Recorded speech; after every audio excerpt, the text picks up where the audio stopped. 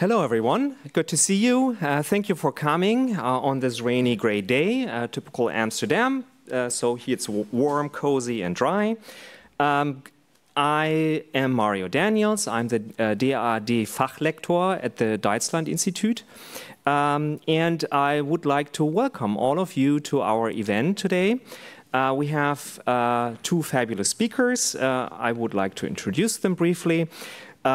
This event is part of the Amsterdam German Studies Lectures. It's an ongoing series in which we try to invite prominent German historians or historians who work on German history or transnational German relations.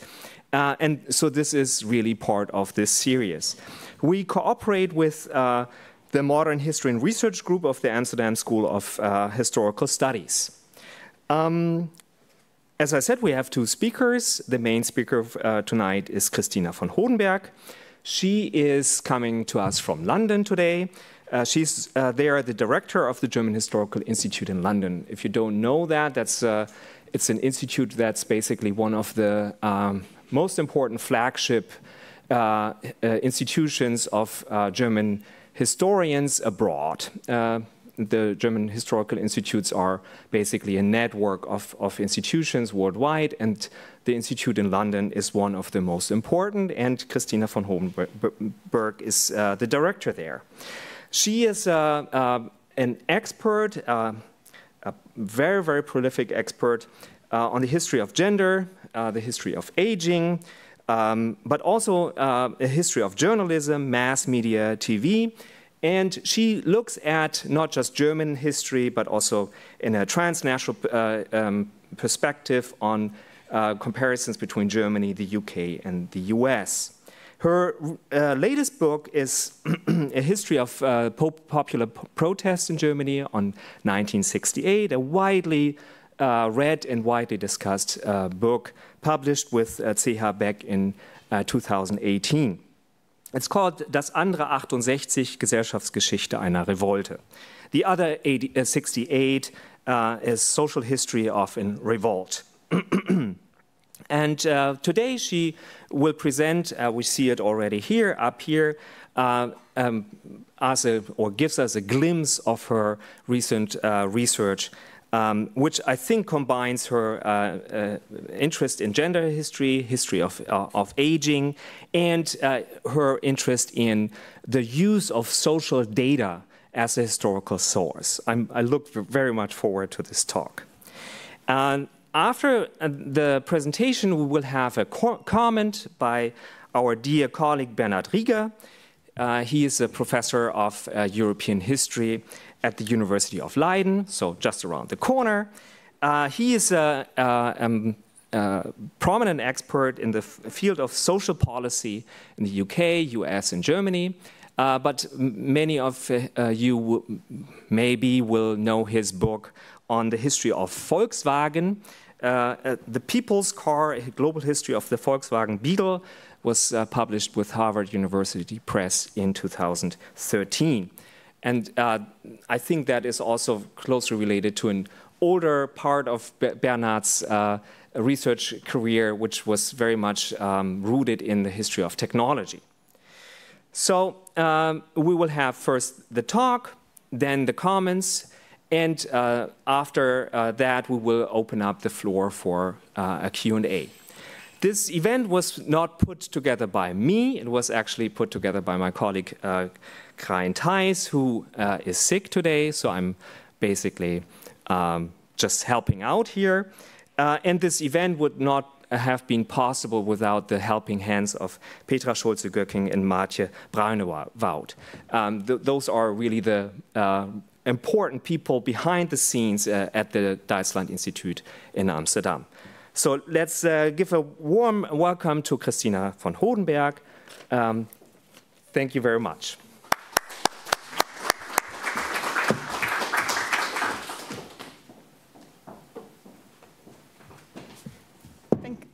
Thank you very much, Daniel. And a warm welcome to you.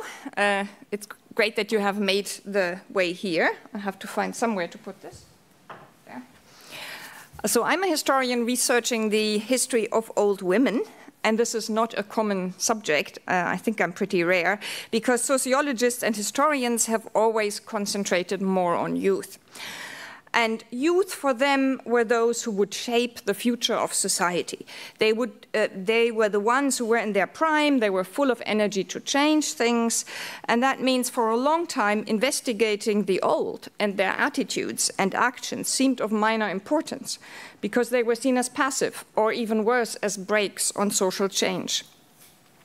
Now, before I go into this, I have to explain who actually is old for me. I equate the old woman here with those aged 60 and over. And here I follow social science studies, but I also follow the gender-specific retirement threshold that applied at the time.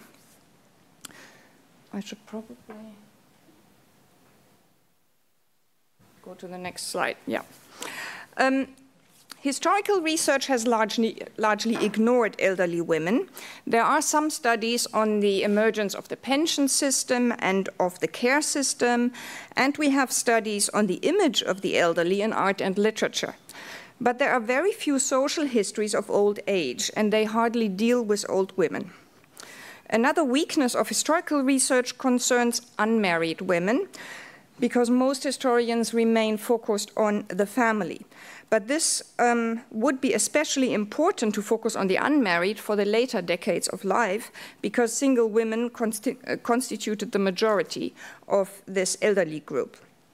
And because of the patchy research situation, we still quite often run into stereotypical portrayals of these older cohorts of women that entered retirement from about 1960 onward. These are the ones I will focus on. So if I take the German example, we have the atypical image actually of the so-called rubble woman, the Trümmerfrauen, who physically exhausted herself for the material reconstruction of post-war Germany. That has become a popular myth, although it's incorrect. Also, the well-known myth of the haggard war widow who made up for the loss of the male breadwinner in the family through self-sacrificing maternal efforts, and then she had to be provided for by the state for this performance.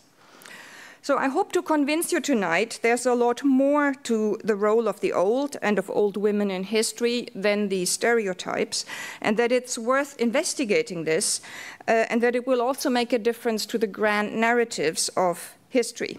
And I will do so by focusing on what I call gender regimes and on the agency of elderly women in changing such gender regimes. You have a clicker on the... Do I have a clicker? Yeah.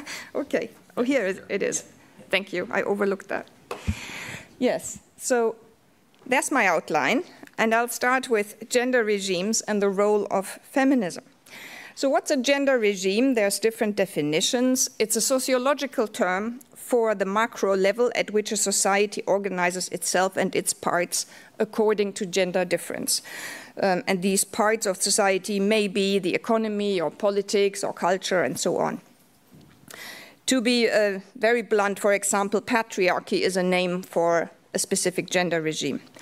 I follow the gender regimes theory of the sociologist Sylvia Wolby here, but there are also competing terms in sociology, such as gender order, which are similar. But there's one competing term that I will not use, and that is the family. Because I want to look at gender, at feminism and agency, and I find that the family is a concept that obscures more than it reveals, because it lumps different aspects of the gender order into one.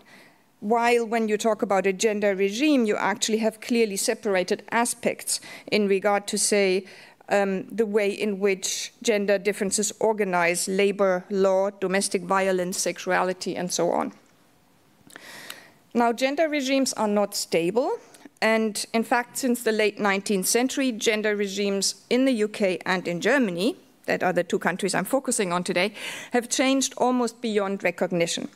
In a historically very short time of only 4 or 5 generations, both women's rights and the everyday lives of most women have massively transformed.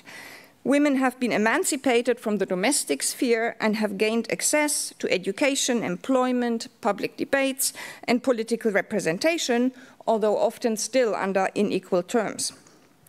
In the language of gender regimes, both the UK and Germany developed from a so-called private domestic pre-modern gender regime into a public modern gender regime. So where did this change come from? Who carried it? And sociologists identify normally forces of change, firstly modern capitalism and its pressures, and secondly feminism as a counter-hegemonic force. Or also, I quote here, Wolby, feminist projects and their role in counter-hegemonic alliances. For example, the alliance of feminists with the labor movement. Feminism, according to Wolby, means, I quote, activities designed to reduce gender inequality. And according to her, the people who advance feminism are organized in small groups, in parties, in non-governmental organizations, and in social movements. Historians also point to the so-called waves of feminist movements as the proponents and drivers of change. The first wave around 1900, which aimed at women's suffrage, the second wave of the 1960s and 70s, aiming at emancipating female bodies and minds, and so on. Now, there's a lot of problems with these accounts of the history of feminisms here, and we will have to disregard these problems here because that's not the topic of this talk, but I still want to mention that the problem is that this movement of feminism is often not sufficiently woven into the grand national meta-narratives of history. It's also often a problem that contesting and plural strands of feminisms are treated as one, and also that often middle-class white European feminisms are privileged and given more attention than other variants of feminism. Okay, it's important, but it's not our topic today. I'm getting back to the question, who drove the changes to gender regimes since the late 19th century, and what do old women have to do with it?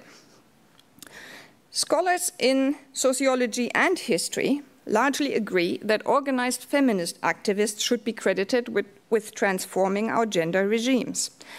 They typically point to examples of young female activists in autonomous groups and in established parties. They perhaps worked together with a few rare species of older female politicians or celebrities, for example, Edith Summerskill in the UK, or Marie-Elisabeth Lüders in Germany, or the writer Simone de Beauvoir.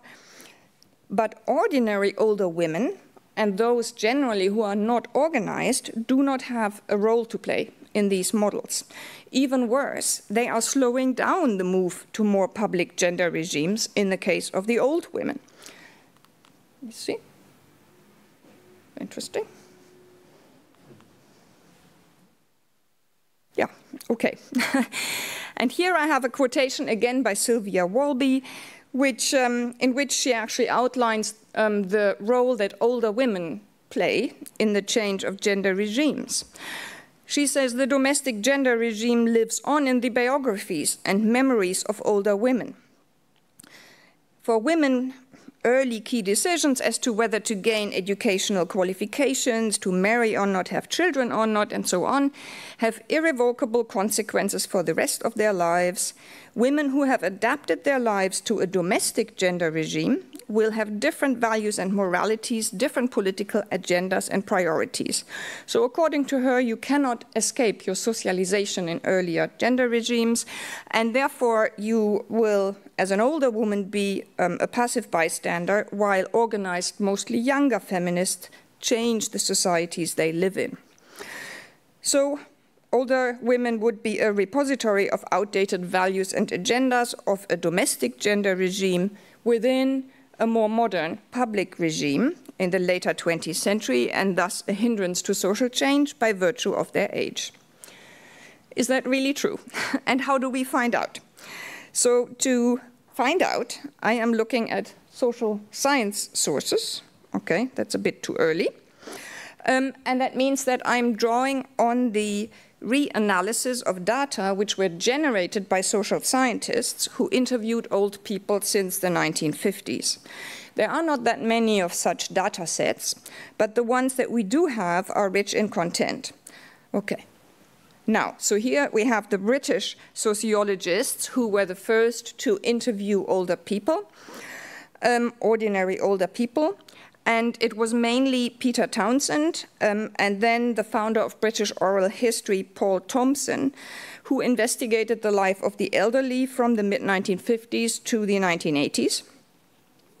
And in West Germany, it was a team around Hans Thome, who's in the center of this picture here, and Ursula Lehr at the University of Bonn.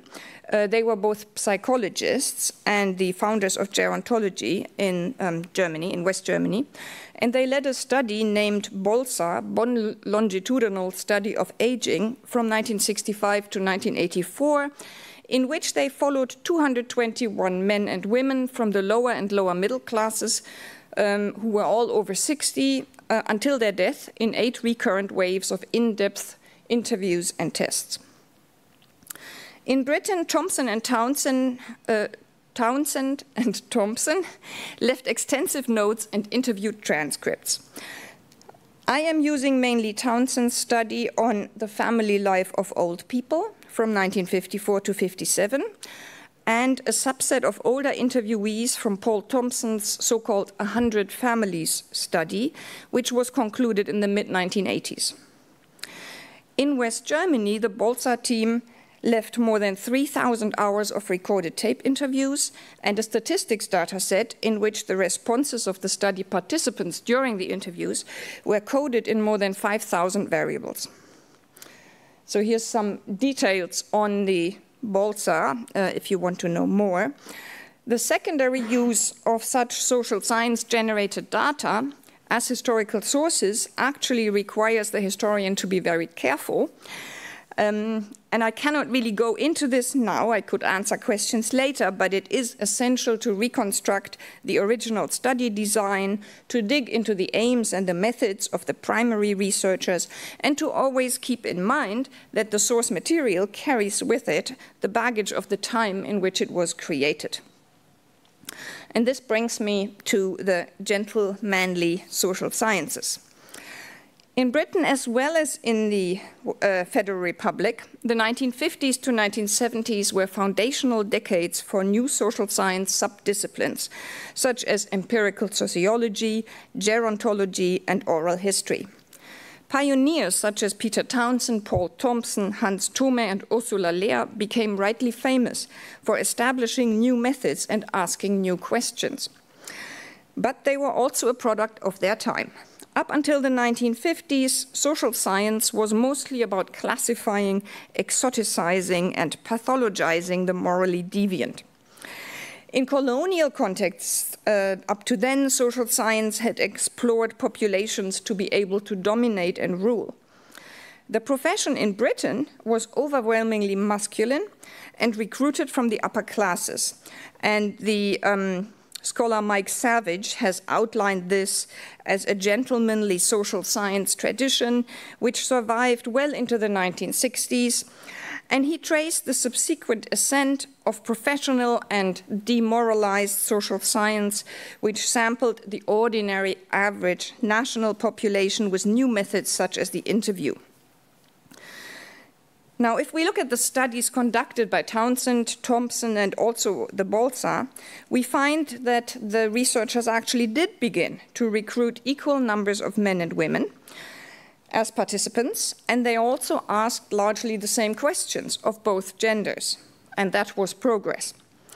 But the questionnaire, and even more so the interpretation of the data, followed a male-centered framework. In terms of the aging research and the aging process, sociological and gerontological research generally treated the process in terms of the male life course. And you see these figures here from a standard textbook of gerontology in 1974, actually Ursula Lehr's own textbook. They serve as a graphic illustration of this masculine conception of old age. even though women were in the majority among the over 60s, they were described by the social sciences as a group deviating from the norm, and thus virtually as a minority. And that was in the words of Insa Foken, who herself was an interviewer and did her PhD in the Bolsa in the 1980s and was the first researcher to actually ask gender-specific questions from the Bolsa material. I go back to this older PowerPoint because if women were looked at within the research, there was a fixation on women within marriage. Elderly women were most likely to appear where they were responding to their husband's retirement or his death, or where they were running the marital household. The fact that over 60% of women aged 60 to 90 were single was hardly reflected in surveys of the period. When Peter Townsend, and here's his book from that time, explored the situation of the elderly in the 1950s, his main interest was extended family networks and not people who lived on their own. In hindsight, he confessed that he had overlooked aspects of gender inequality, such as domestic violence or male dominance in the families that he visited. Remarkably, he saw old women outside the family as passive, beached, old, and I quote, spinsters who have never lived, never married. In that time, there were quite a few of them. As it were, they were beached by the Great War, where a lot of men died.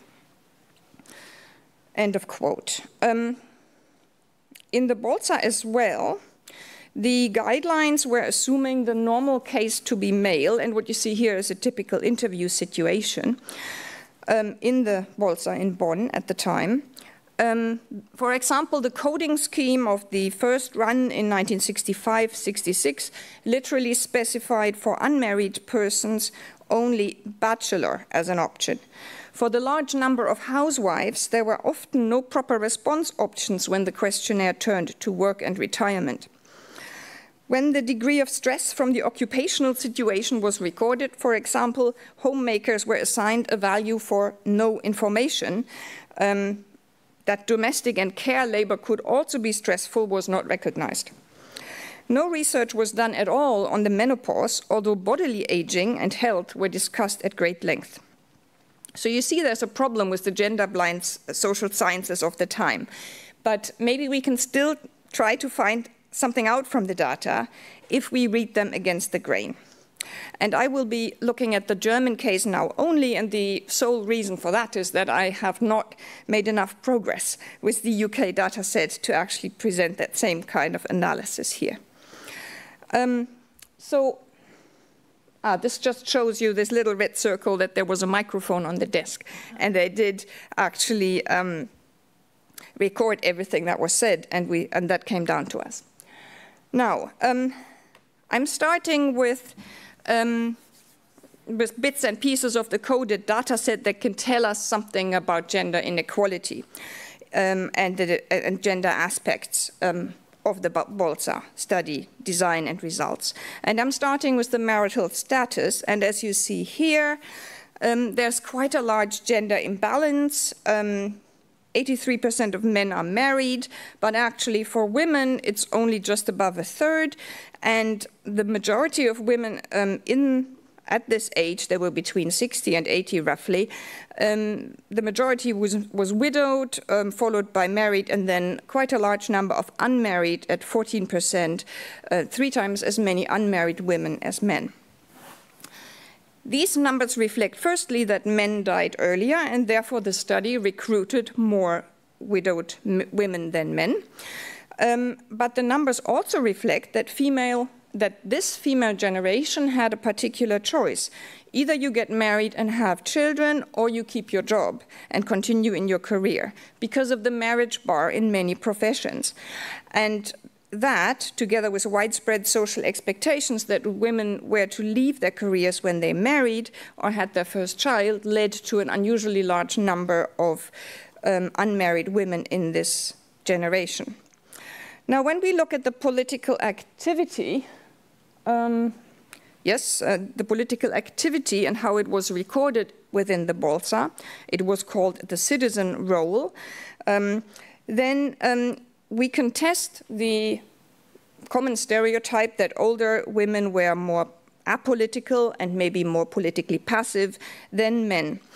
And we can see that men were consistently a little more engaged in politics than women.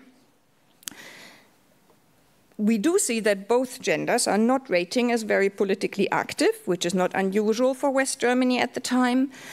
So the scale here ranges from 0, does not care at all about political issues or municipal issues, to 7, votes regularly and is actively engaged in municipal or political groups. So the majority of both genders comes in at 2 or 3, and 2 is votes in most elections or is an inactive member of a municipal or national political grouping. So there's one thing, both of them are not very active, both genders, but we also have to consider the limiting traditional definition of the political here. These interviewees were asked about whether they voted or belonged to a party, and whether they cared for national or regional decision-making. Women's rights, gender politics, the private and the family were excluded from the political in this definition, and therefore we cannot take these numbers at face value for old women's possible feminist leanings. But there's still an important message in these numbers, and that is if you look at women's marital status. We find big differences there. I don't know whether you can actually see it from there. Unmarried and divorced women seem just as politically active and interested as men. Widows are not quite as active as unmarried women, but more so than married women. And this divergence between widowed, unmarried, and married women is important because, particularly, widows and unmarried women are such large groups and together a majority among the older women. Next, I went to the happiness ratings in the Bolsa. And, okay, those numbers are a bit smaller on the screen. Sorry for that. So they were all asked on a scale of 1, very unhappy, to 9, completely happy. How happy are you with your current life situation, your childhood, your youth, your past, your partner, and so on? And here's an interesting result. Firstly, that old women are generally quite a lot unhappier than old men, whether it is about their current life, their partner, their past, and so on. Women also criticize their own parents much more for the way that they were raised than men. If we compare the women now to the marital status, according to the marital status, the unmarried consistently report higher levels of happiness with their childhood, their occupation, and their past. But they do criticize their parents even more than their married or widowed counterparts, and they also rate their youth less highly. And I would interpret this as a result of having been denied educational chances or independent choice of vocation by their parents, and we will get to this later. Another part of the Bolsa data that provides clues for us are attitudes towards today's youth. In 1967 and 68, all participants were asked about how they felt about today's youth, whether the youth today was different and worse than their youth. And the aged men criticized today's youth a lot more harshly than the women. And Ursula Lehr, the Bolsa team leader, wrote up the results and said, older women feel the youth otherness more strongly than older men, which may be due to the objectively greater changes in living conditions for girls or in the role of women. Even if women emphasize otherness more than men, they nevertheless show more understanding for youth. Especially the over 60-year-old men seem to have little appreciation for the independence and also the personal responsibility of today's youth. Older women, on the other hand, seem to envy today's youth precisely because of their independence. And we also find this gender difference in attitude towards youth reflected in the responses about how old women and men raised their own children. Elderly women reported to have changed the ways that they raised their own children as compared to how they themselves were raised by their parents. So they changed this style of child raising much more than old men. And it's evident that women with children made some changes to education styles which impacted on the way that the next generation, also the next generation of girls, grew up. So the next step, you will have to take me at my word, or I have to explain it in the discussion. Because this is from a paper which just came out in the journal Geschichte und Gesellschaft together with my co-author, a social scientist, Pascal Siegers. And we conducted a correspondence analysis after Pierre Bourdieu, where we measured the amounts of economic, cultural, social, and symbolic capital that men and women in the Bolsa had. And then we compared their accumulated capital of different sorts by gender and marital status. And these are the resulting graphs. So this one is basically showing you only the educational and economic capital that they had. Here we have added the social capital, so contacts and networks into it. And here is the whole thing with all the capitals together, including, and it makes it, there's a lot of things on there, and it's in German, I apologize.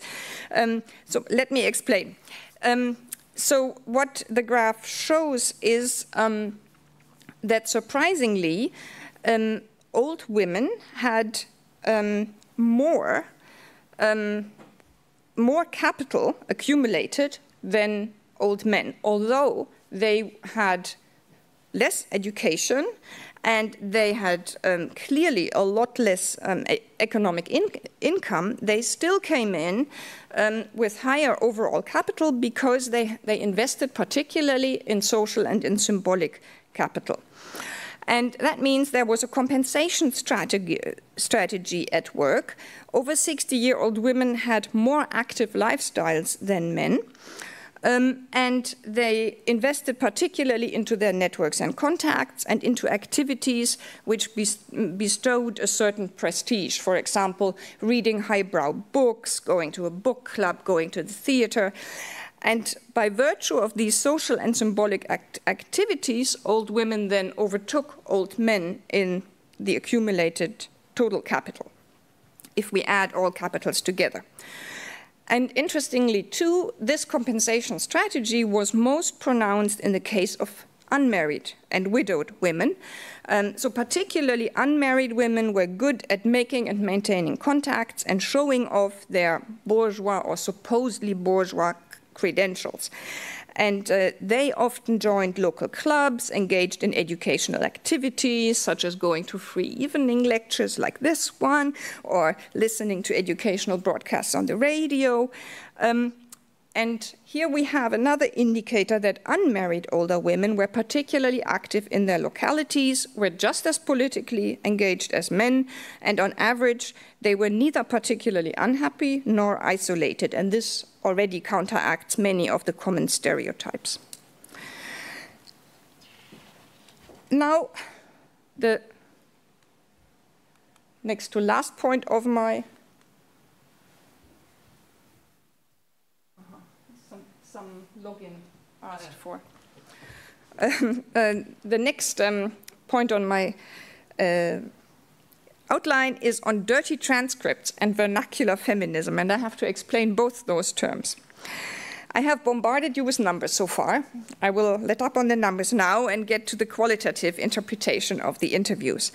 Because the Bolsa design largely ignored gender differences, it is very important to pay attention to the responses and to the stories of the participants that never made it into the coded data. And only those stories can tell us about the reasons behind some of the numbers we mentioned that I presented. So how did elderly women respond to the female youth of their time, to their daughters and granddaughters' life choices? How did they relate to the educational and career chances of girls, to the topic of working mothers, and to sex education? And what did they say about the rights of women? Now, this is what I want to find out from these tapes, but there is a little bit of a practical problem. The Balza is not transcribed, so we only have digitized audio tapes with no chapter organization. There are 3,000 hours in all, of which circa 2,700 hours are female interviewees talking, because most of the male tapes have been lost. This means if I do nothing else than just listening to tapes, not even taking notes, it would take me more than 2 years to actually get through the tapes. And therefore, my plan is to use automatic language recognition with artificial intelligence. And earlier trials have been unsuccessful because there's dialects, there's 2 speakers, the audio quality isn't great, and it's in German. But this month, I have managed to get a halfway usable so-called dirty transcript with a new software named F4X Transcript. And so a dirty transcript is a transcript that is very messy. It makes a lot of mistakes. It messes up the speakers, the names, the location names, and so on. And you will see that now on one of the transcripts that I will use today. But they still enable the historian to search for certain keywords, to identify the places on the tape that are worth listening to, and then to go from there. We cannot take reliable quotes from these, but they will guide us to the needles in a haystack. And I apologize, this is in German, and if I would translate it, then the dirtiness would probably not translate properly. Now, this is an excerpt from a 4-hour, 20-minute interview from 1966 with participant number 2724. And she was an unmarried woman born into a poor family in Eastern Prussia in 1891, and her name, it's a pseudonym, is Johanna Stubenroth, and she lived in Oberhausen at the time. And I searched it for the keywords Schule and Berufswunsch, because I knew that was in the questionnaire and would be asked by the interviewer. Now here she actually talks firstly about crying when she had to leave school at 14 years old, and then about being overruled with her choice of career. She wanted to join a Catholic order and become a missionary sister, but she had to enlist as a housemaid because she was poor. While she didn't like her job at first, and then she moved from household to household for a while. Now this is not on the transcript, but I know it from other parts of the tape. Later she found solace in the fact that she managed to serve as a priest's live-in housekeeper. And she then reflects on the fact, that's on the following slide, that today women can actually change careers later in life, but it wasn't possible for her due to the impact of the economic depression of the 1920s. And then at the very end she says, well, I'm content in the end. The reason that I search for keywords about school and choice of profession is that I know from listening to many tapes that the women of this generation were not given to complaining much. But they did very often utter 2 complaints. And first is that a majority say that they would have liked to have been given the chance to learn more and to stay at school longer. They normally left school at 14. And second, a majority regret not to have been able to freely choose their career. Many married and widowed women relate stories of entering the labor force late, unprepared and involuntarily because their husbands became unable to provide the family income, often due to the husbands leaving them, dying or fighting in the world wars. And therefore, it's very common for these women to emphasize the value of higher education and free choice of profession for girls, and to support their own daughters and granddaughters in this endeavor. And among many examples for this, I have picked only one, Elise Rabeninsel. She was interviewed in March 1968 about this. And she was a housewife born 1897. She had been widowed in 1940, and at that point she had become involved in her late husband's business. And when she was 71 year old, she was asked about the most important event in her life. And she pointed to the 2 years she spent at the Höhere Handelsschule, the business college, in 1917 and 18. And the male interviewer couldn't understand this and reacted surprised. And then she explained the following. Well, there was no women's rights back then, and there was a teacher who gave us economics lessons. Fanny was her name. And at that time, she was always striving for women's suffrage, for equal rights, so to speak. But I didn't realize that back then. She always tried to make us understand that there are many things in life that you can be interested in. 1917, that there were already 2 million more women than men who couldn't get married, that being unmarried wasn't a reason to be unhappy, that it's nonsense if a woman sits down and embroiders until the man comes to get her, you see. And then she, Fanny, said a sentence which I have made a rule of life, which I have often said to my husband, yes, you not only have duties, you also have rights. I sometimes said that to my husband, you see, when he was upset. It was more in jest. So in this respect, you understand that I consider these years very important. Frau Rabeninsel was delighted that today's young women were given more education and a wide choice of occupations. Many things have changed, she said. Today, it is taken for granted that a girl learns a trade. While she still had to convince and beg her mother to allow her the 2 years of business school, she made sure on her own initiative that her children were given these chances in full. Remarkably, she also supported early sex education for both genders. She criticized her mother for the lack of sex education she grew up with, and I quote, "My mother raised us to be a bit afraid of men, and that wasn't right." All girls then, not just she, feared the stigma of a shotgun wedding, she explained, and they were given next to no information about the facts of life. And I quote her, "Many a girl, perhaps many a boy, has fallen victim to inexperience." Rabeninsel appreciated that today girls were more in the picture, and she even liked it that TV spread the basics of sexual knowledge. And in this regard, maybe surprisingly, she agreed with a majority of the other elderly ladies in the Bolsa.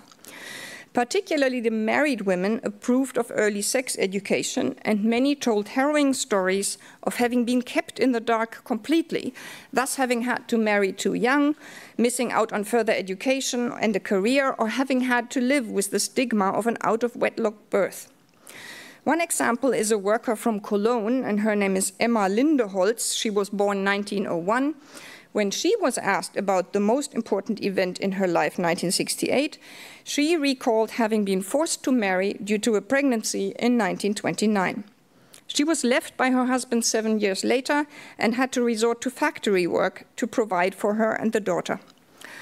Quote, "If I had been taught the facts of life, I would not have hooked up with such a fool. So ein Männchen. There you are brought up in the strictest way, and then you fall into this trap." End of quote.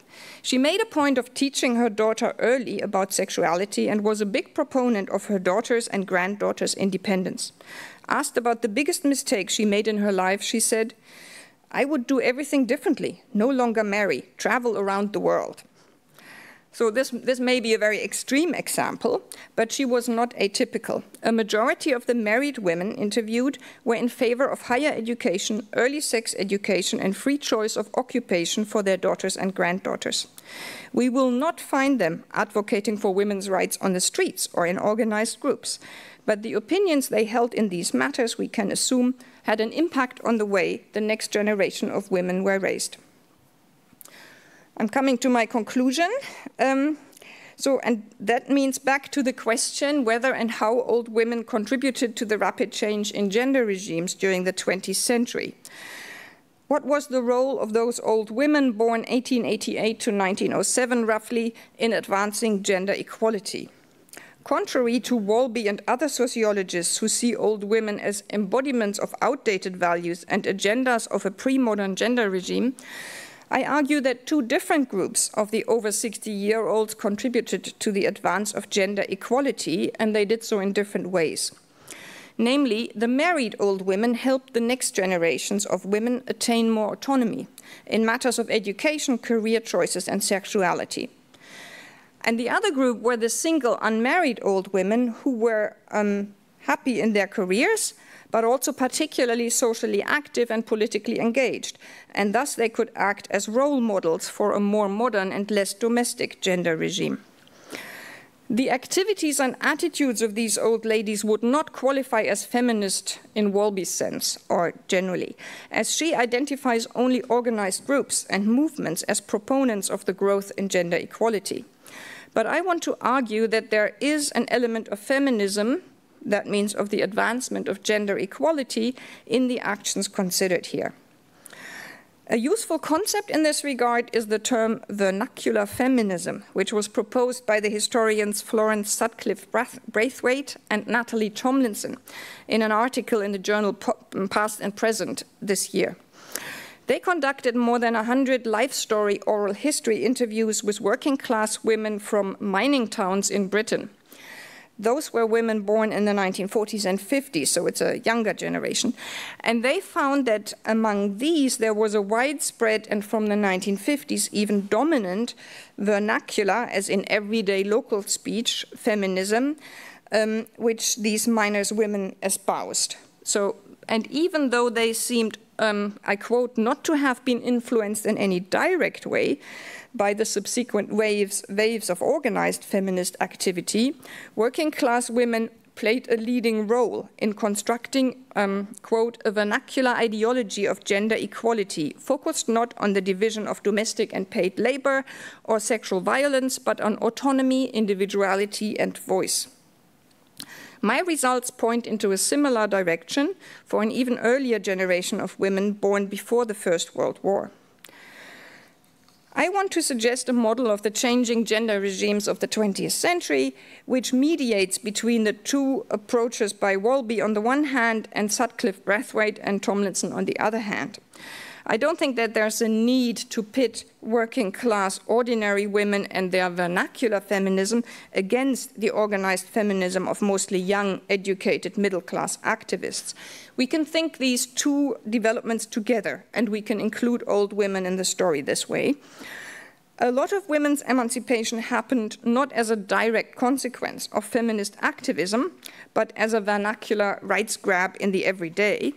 But this rights grab in ordinary private lives could draw inspiration and arguments from the activism of mostly elite young feminists. It was precisely because ordinary old women partly supported female autonomy in matters of education, career choices, and sexuality that gender equality could advance so relatively quickly throughout the last century. And so I think that vernacular feminism, also by the old, was an essential supplement to organized politics and youth activism. Thank you.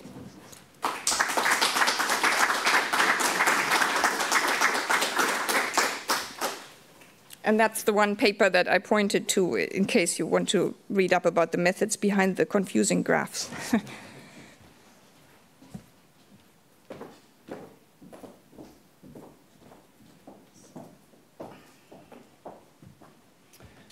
Okay, well, thank you to Dia for inviting me to give this comment. And I think like what we've seen is really, what we've just listened to has been really an exceptionally stimulating talk, and it's been exceptionally so because it highlights how to open up new sources to historians, especially in contemporary history, how to work fruitfully in an interdisciplinary fashion, and last but not least, provide really an illustration of how the first two aspects, new sources with interdisciplinarity, really can help us transform what is sort of a pretty strong grand narrative in the history of feminism and witches. And I want to talk about all of these three things very briefly. First of all, with the opening up of the new source, I think like what one should emphasize here is how much work this must have been, because I do remember Christina coming back having found this study, and it sounded very interesting, but she also said like it's really boxes and boxes of paper and tape, and how do I do anything with this? And so it's and with the help of sort of like digitization and also the kinds of data processing that we have now, it has actually become possible. I think 20 years ago, this would have been really difficult to do something with this unless something systematic. Now one can really work beyond the impressionistic. So that's really great. And that lays then the foundation for really for turning into a reality what has been a call that one can hear frequently among contemporary historians, and that is to use exactly these data sets that are there to open up new fields of research. And what one hears as part of these calls is that, of course, historians must never fall into the trap of the categories and the blindnesses of the researchers at the time. And I think you've really demonstrated in a concrete fashion how one can do this and how careful one has to be.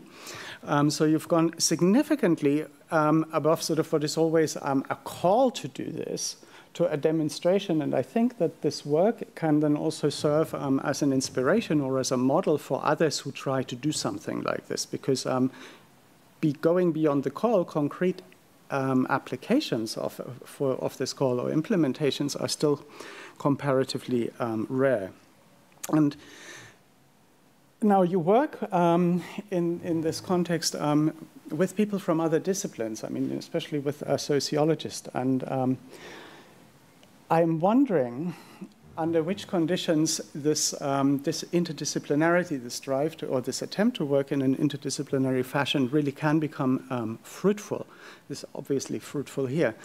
But we live in a world where everybody permanently calls for interdisciplinarity, but often it simply doesn't work. And I was wondering whether what you said at the beginning, that there is not, that you can't just go off and read 10 books about this topic, that means that neither in sociology nor in contemporary history there is really a particularly set research agenda with strong conventions that are disciplinary conventions, and whether that is not a precondition or something that helps very much interdisciplinary collaboration beyond that you have to get on with whoever you want to collaborate.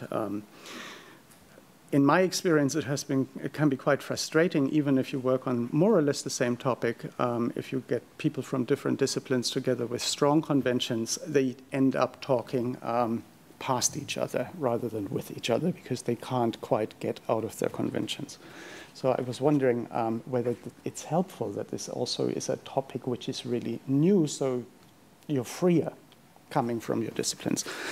And then I think like the last point that I found really quite interesting is, or impressive is, I mean, I think we've had a demonstration that this notion of older women as passive, almost objects of history, that we can sort of safely consign to the dust heap of history.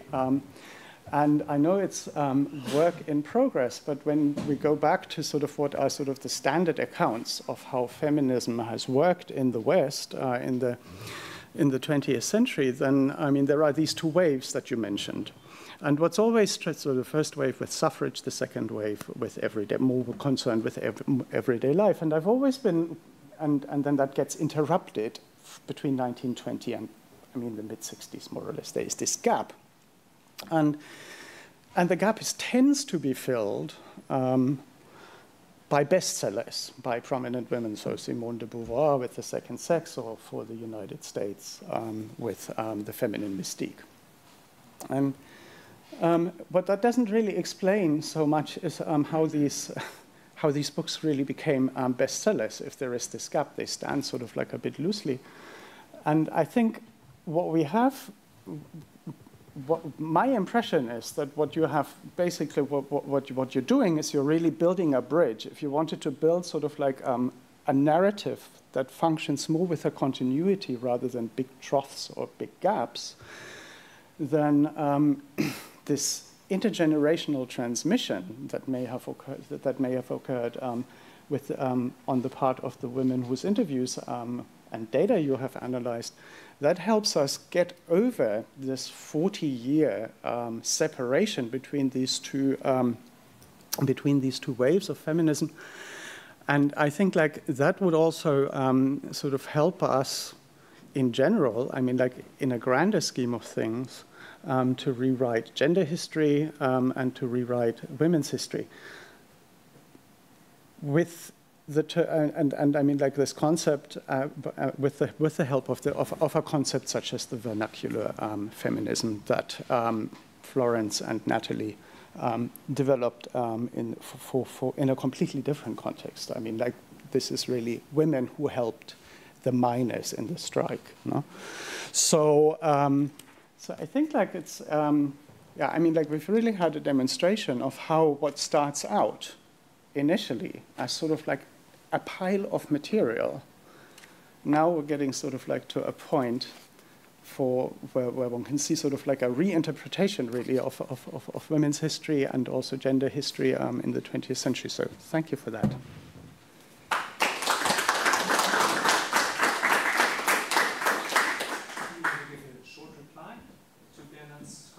And then we open it up for Q&A.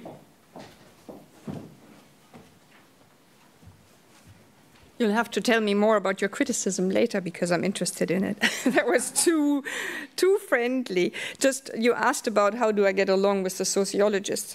Actually, really well, but I have realized that there are really strong camps in the sociological and the social sciences. So, for example, also between feminist sociologists of different kinds, you know, what term you use, and it seems all very, very difficult and kind of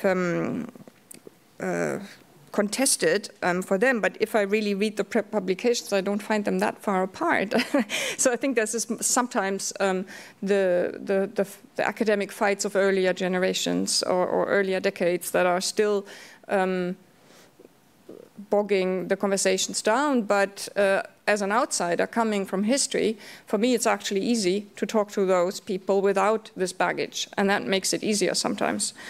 In terms to the gaps between the waves of feminism, they were filled with bestsellers, yes, but actually the concept of the waves doesn't really hold. This is why I mentioned the criticism of the conventional history of feminism, because firstly you can see that in terms of women's employment and women's rights, there's actually an upward trend throughout the 20th century that maybe is accelerated then when a wave comes. But even although we have world wars and so on, it keeps going up. And also the waves concept only works if we are focused on European or North American white autonomous radical feminism. It doesn't really work if we also include liberal feminists in parliament, for example, or in political parties, and it doesn't work if we include extra-European environments. So I think this concept of the waves of feminism got a lot of flack already, and so I'm not the first one criticizing that.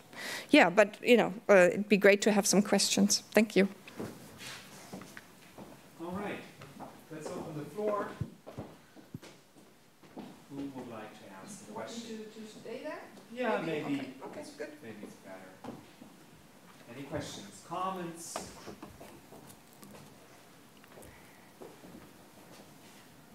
Yes, please. So maybe just wait for the mic, please. Yes. Thank you. Yes, I'm a literary scholar in English literature, so I'm not that surprised by the active role of older women in politics and intellectual life. So in the 19th century, you get many Victorian novels, right, that emphasize that, focus on that. I'm wondering about something else, though, a methodological question. If you're listening to those interviews, how do you assess like the unreliability or reliability of the stories the women and men, whoever you're listening to, are telling themselves about their lives, right? Because I mean, it sounded a bit like you're identifying causes by what they say, but of course, people could just be following certain scripts, right, that they've read in books about how a life should be patterned, right? That might not actually reflect what really either spoiled or made their life a success, right? So how do you assess that? Do you take it all at face value? If they say this is why I was unhappy, okay, that must be it, or do you have any way of assessing that in some other way? Mm-hmm.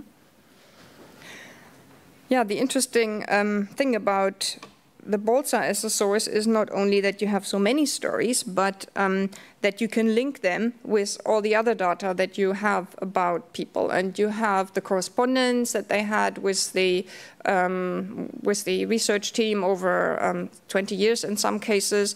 They filled in questionnaires, so we know how much they earn, we know where they live, we know what their parents were, and that was all like assess their social economic status, the social economic status of the parents, and so on. And then they are being asked to narrate these stories over and over again.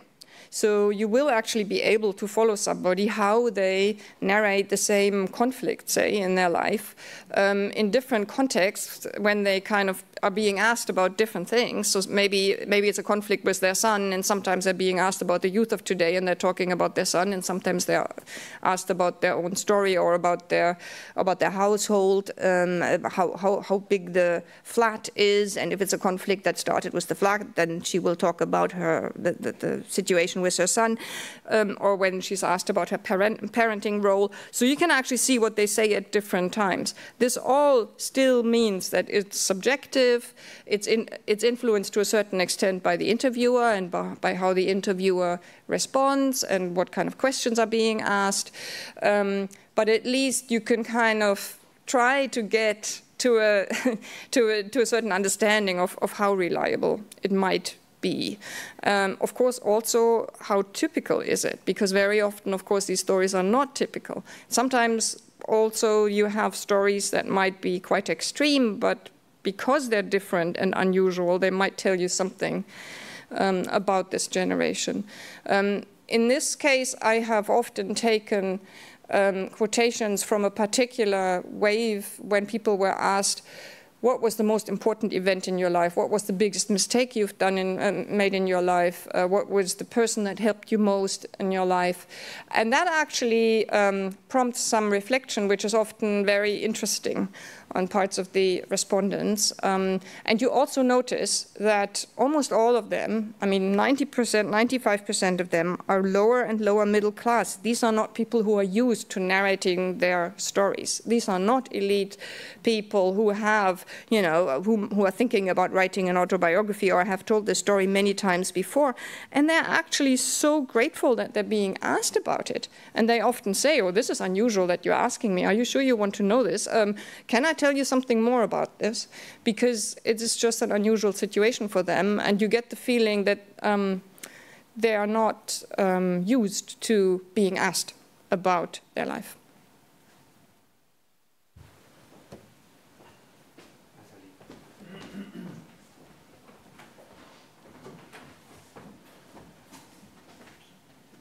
Yeah, thank you. I mean, I think it's a kind of a follow-up question or thought, because I found really interesting what you said at the very end about the possible influence of activism and you know, the ideas, and I was formulating like the thought, you know, having a language and thinking about, you know, because it is kind of, you know, in many ways sort of astonishing, you know, and being able to back that up with a lot of data. And I was you know, think, okay, one thing is, yes, and then we have like what we call the second wave of feminism, and it was all over, but, you know, as we know, the discussion started like from the 50s and very early on.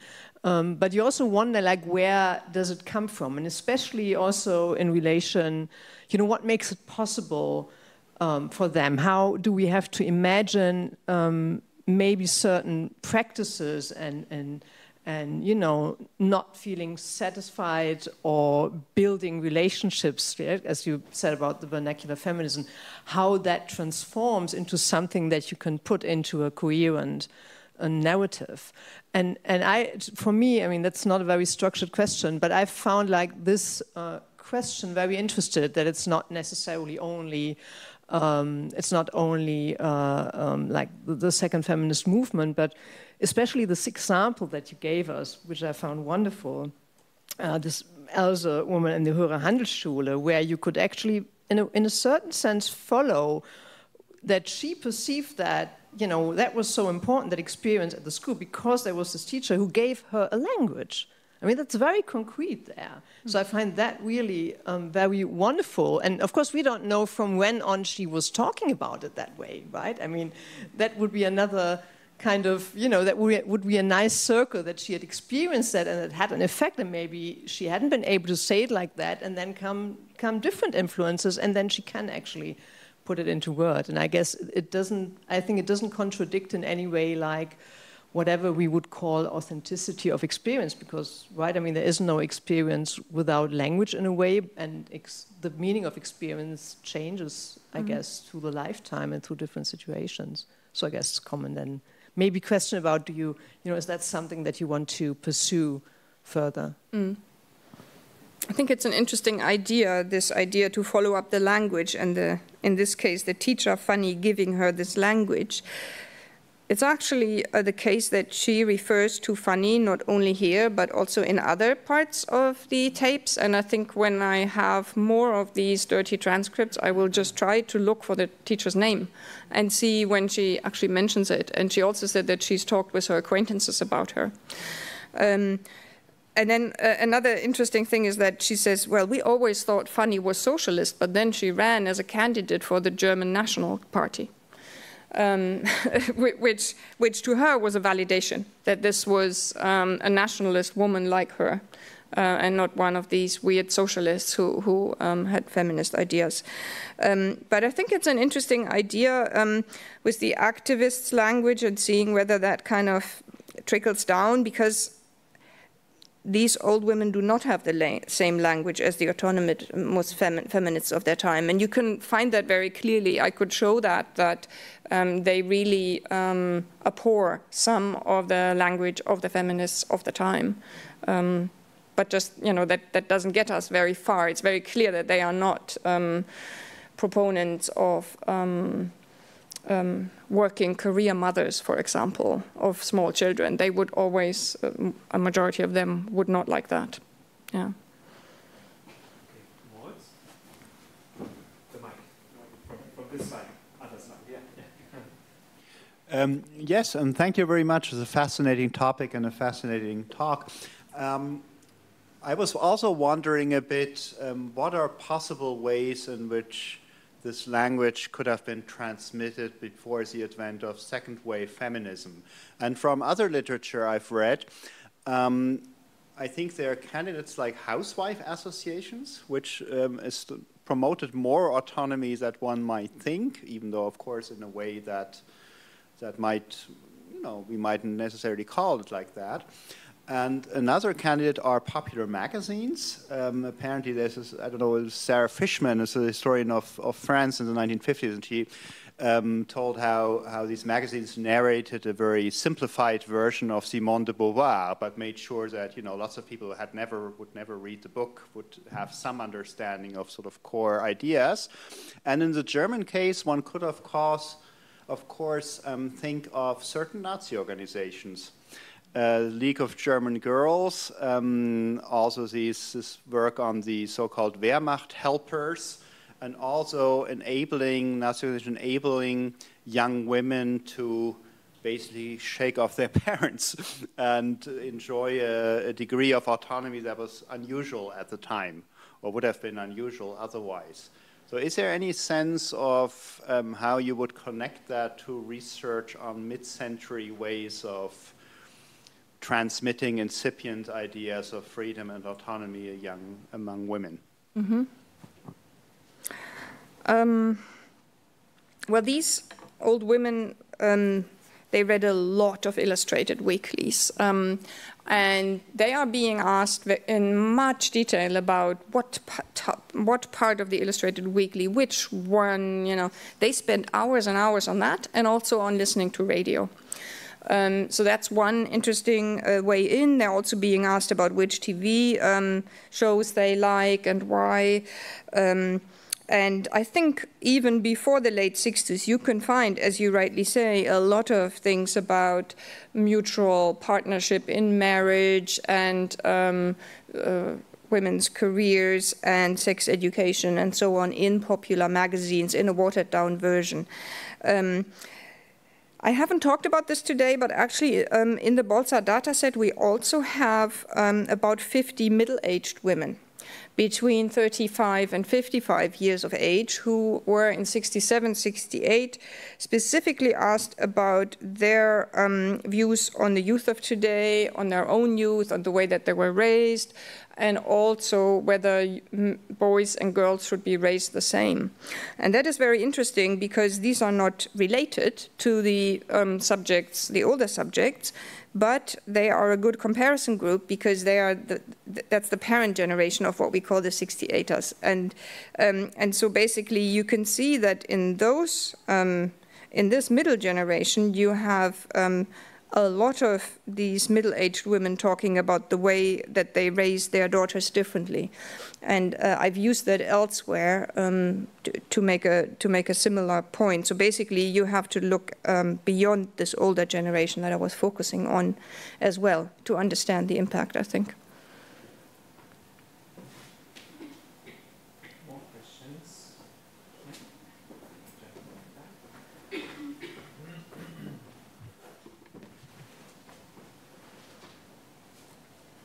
Thanks very much. I appreciated especially your remarks on the source space and the fact that this is the product of a specific, quite time-specific research design and a lot of other constraints and limitations. Mm-hmm. I didn't hear anything about ethnicity, or maybe I wasn't paying attention correctly. To what extent does ethnicity play a role either in the research design or in your own analysis of these lives? Mm-hmm. That's a very interesting question. And I'm afraid to say I didn't mention it, but both Townsend and Thompson and also the Bolsa team specifically excluded people whom they didn't imagine as being German or being British or being average from their research design. So there was a clear idea that you wouldn't have any Ausländer in the foreigners, even if the foreigners were maybe not foreigners in the yeah, exactly, in the recruitment of the sample. And that, of course, presents a problem today. We do actually have quite a lot of women who have imperial biographies, I would say, in the German data set, because these are women who grew up in Poland or in Latvia, and were originally Latvian or Polish, and then married German men at some point and somehow ended up in West Germany. So there's quite a few of those. I would say, well, at least 15 or so of the not maybe 15, maybe 10 or so so maybe 10%, because there were just a lot of refugees in the West German population of the time, and refugees and the different types of refugees were recruited into the study and were also coded, so you could also look them up specifically. But that excludes people who were seen as not really German, and I'm afraid that that would, for example, be non-white. I have not found a single non-white respondent. Thank you very much. So that data about them being Latvian or Polish, is that something coming out of the fiche? If it's not coming from their own recitation of their life. For which data? The ethnicity. No, that basically comes from the correspondence of the study team and basically the documents that they wrote up about their study design and the recruitment, because the recruitment was quite difficult. So there's a lot of correspondence about it. They tried to do a statistical sample from the Einwohnermeldekartei, so basically getting every 15th inhabitant of a particular town, and that didn't work at all, because the only people who wrote back were the more educated ones, and that's exactly what they didn't want, and therefore then they had like a snowball system, and it worked differently, but they gave specific kind of rules to the people who would recruit subjects, and these were like psychologists in large factories, or doctors, or Gemeindeschwestern, I don't even know, community sisters who would recruit people, and one of those rules was we don't want any Ausländer.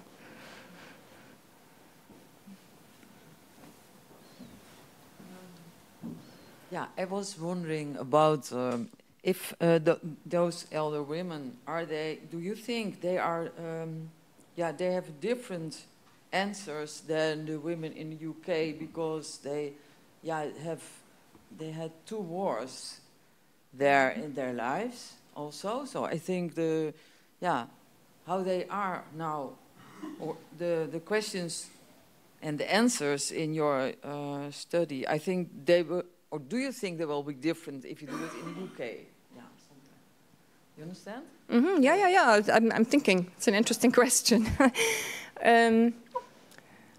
I mean, I haven't really dug enough into the British data, but I would imagine that I would probably also find quite large differences between the unmarried and the married and the widowed women in the British data.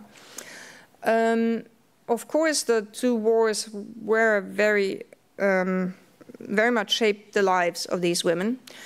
And the Second World War was a big change in Britain as well, and it also led to hardship for a lot of old women after the war. So in terms of poverty and so on, I don't think that the differences are huge. Maybe there's even more widespread poverty among old women in Britain than in Germany, as I see it right now. But I haven't really had a chance to look what that actually then does to their attitudes, and I'm a bit worried about the material that I'm trying to use because it's not quite as rich as the, you know, there's just fewer people and the transcript aren't quite as long. So I have to see whether the comparison will work or not.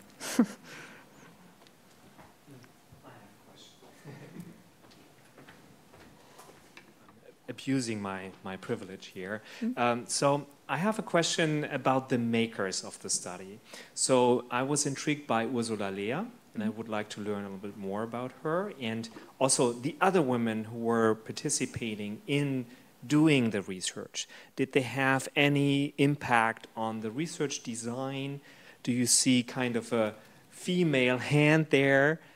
Or was it just dominated by men who decided which kind of question they wanted to ask and what kind of setup they wanted to establish for this study? And the second thing is, what do we actually know about the background of these scientists, these social scientists? Because all of them probably also had their fair share of historical baggage, so to speak. Their careers were probably started in the Weimar Republic, or even in the National Socialist period. How did this baggage, I just call it baggage, I'm not sure if it's baggage, impact their research design? Mm-hmm. Yes, so about Ursula Lehr and the other women in the Bolsa. So Ursula Lehr was there. She was kind of a part of the initial group that created the study design before it all began. And then later on, she actually went off and mainly focused on her own habilitation, which was about die Frau im Beruf, so the woman and work, and her profession, for which she did other interviews with younger women. Mostly. So then she wasn't anymore part of the team. Later on in the 1980s, she then, when she became a professor and Hans Thoma retired, she took on the entire material and was very much involved in interpreting the data, but no longer in collecting them. But still it is quite interesting that she and also some of her PhD students ended up as interviewers on the study, and there were quite a few of those. Who stayed for several years. Often the women interviewers stayed longer than the male interviewers, because the male interviewers, they all wrote their PhD doing that, focusing on certain parts of the Bolsa data. And the men then were whisked off to professorships and all made it in some way, and the women often didn't. And so they, but they remained employed at the Institute of Psychology in Bonn. And so there were some women like Frau Tisma and Frau Renner and so on who were with the Bolsa for a very long time. And they were interesting because they did at some point make some interventions which were then also discussed and accepted by the team. So for example, there was one problem that the intelligence tests returned the men showing with higher intelligence, significantly higher intelligence on average than the women. Now, even then they knew it couldn't be, and it turned out that the intelligence tests that they were using were privileging general knowledge, like who is the Bundespräsident, what's the capital of Japan, and so on. And the men had more formal education, so they were more likely to be able to answer that. So that was discussed and therefore problematized because of the women in the team. They still kept using the other test, but maybe there were no other tests at the time, I don't know. Another instance was the so-called Assisi or Franz von Assisi syndrome. So basically, Hans Thume was a philosopher by training. He had trained under Hans Rothacker, and that was a Nazi-influenced psychologist and philosopher during Weimar and Nazism, and Hans Thume also had written some quite Nazi-leaning books.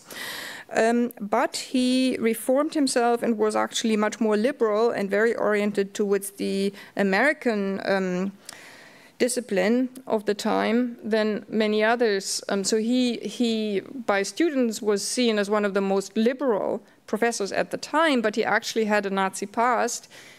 He had never been in the war and he had never been close to mass murder, but he had certainly written some very questionable works which were no longer to be found in the library.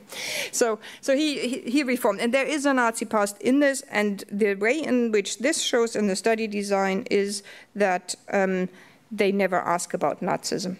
It does break through. People keep wanting to talk about it, but there's even a particular part of the questionnaire where the interviewer is supposed to say, okay, now you've told me everything up to your youth, and now we're just skipping over the entire time from the 1930s to the end of the war, and we are starting again in 1948.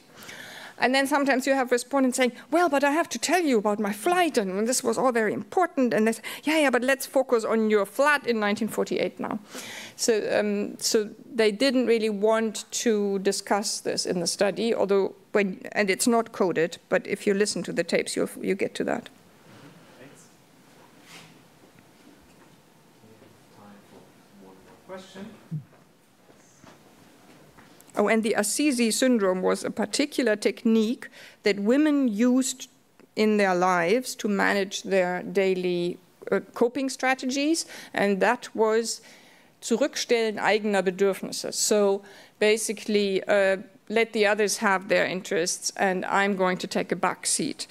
So that was a particular technique of coping technique, which hadn't been part of the catalog at the beginning, and then they began to code that as well because they found that in many women, and it was not something that was in the initial study design. Yeah. Great.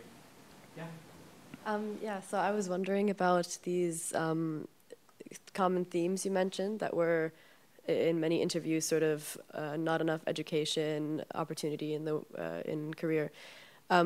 But then in passing, you mentioned that they would not have been supportive of working mothers, for instance. Mm-hmm. So I was wondering whether there's other sort of common topics you found in the data about the subjects that they were complaining about, and where the fault lines are between what sort of classic feminist struggles they would have been largely supportive of and where sort of the limits are.